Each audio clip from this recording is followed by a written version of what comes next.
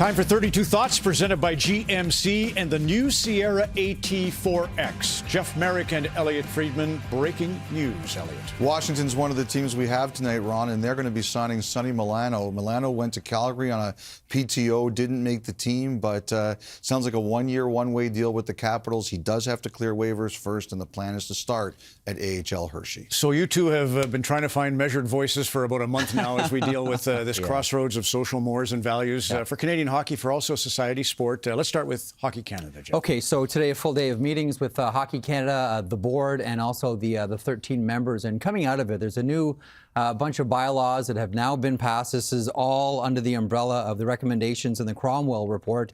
So these are new. So now all applications for the board have to be vetted by the nominating committee. Again, that's new. And the new board will serve for 1 year. It'll be an interim or transitional board. That will be the capacity. And interesting, along with the board as well, what they're looking for board members is experience not just in governance and also board experience, but also, and this is unique, they're looking for experience in crisis and change management, cultural evolution, and financial acumen. They want a board that's diverse in both appearance and thought, Elliotte. And this is new ground, because for the first time that at least I can remember, the members have issued a statement as well. That is new. You wonder if at the end of all of this, they will have more say in what happens with Hockey Canada. Jeff, one of the names that Canadians are wondering about to help rebuild Hockey Canada is that of Hayley Wickenheiser. And Reach today, the four-time Olympic gold medalist, said she hasn't been contacted by anybody to come help and therefore hasn't spent a ton of time thinking about it.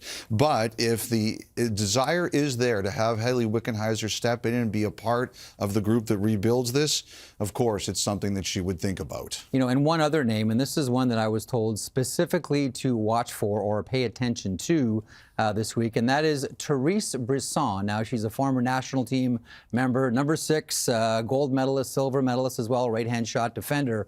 She's currently the president and CEO of Alpine Canada. She's worked for Procter & Gamble before in marketing, sits on the board of the Canadian Olympic Committee as well. She's described as no-nonsense, highly intelligent. Ron, this is one name that keeps popping up. You've mentioned her name before as well. And I guess really when it comes to the replacement for Scott Smith as CEO, you know, one of the questions we have is, will the next leader of Hockey Canada be one person or will it be two? Do they go back to that model? Therese would be sensational. Mark Fraser at the Toronto Maple Leafs, to me, is a name that jumps out. Ryan Francis was up for the Willie O'Ree, has worked with provincial sports organizations, with government officials for me. Brad Morris was with the CWHL. Brad is sensational and a long-term ardent supporter of inclusivity. Wonder about Brad as a member of the board. Yes. I think he needs to be part of that council, much like the Respect Group. You would always go to Sheldon and Wayne. Bob Dawson in Ottawa is a name that I would throw out if folks don't know. But anyway, there's a number of good Rona people Ambrose, let me throw that one That's out a great there name, too. Don't let me forget to show Aaron Ambrose and Marie-Philippe Poulin at the World Championship. Later tonight, we'll get to that. Okay, Ian Cole. There's another story that's really, really interesting. About 30 minutes before the broadcast tonight, the NHL released that he has been reinstated by the Tampa Bay Lightning after the league found no evidence to substantiate allegations against him. The key is that the league was unsuccessful in its attempts to reach the author of the Twitter post, including a direct request to send them a direct message.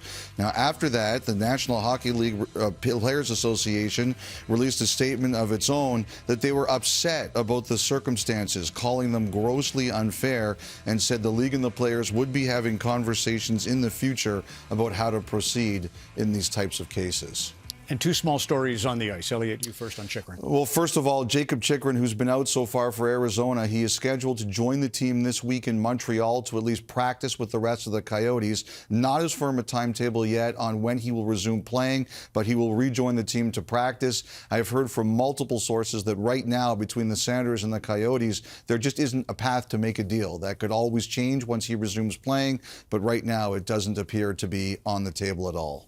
And really quickly, ECHL, Ron, this will hit you where you live. There's a new mandate for coaches and officials. And see that gentleman in the white shirt and the red tie? That's Ben Boudreau, the son of Vancouver Canucks head coach Bruce Boudreau, former employee here at Hockey Night in Canada. He's the head coach of Fort Wayne in the ECHL. There he is meeting with officials and also the head coach from the Wheeling Nailers. The new mandate, Ron, is 1 hour before game time, Both teams' coaches have to meet with the officials, try to turn the temperature down a little bit and develop more relationships between the coaches and the officials in the ECHL. Really great to see that. Jeff, Elliott, thanks to the 7 cities that hosted you on the 32 Thoughts podcast tour. That was brilliant work, and so was the segment.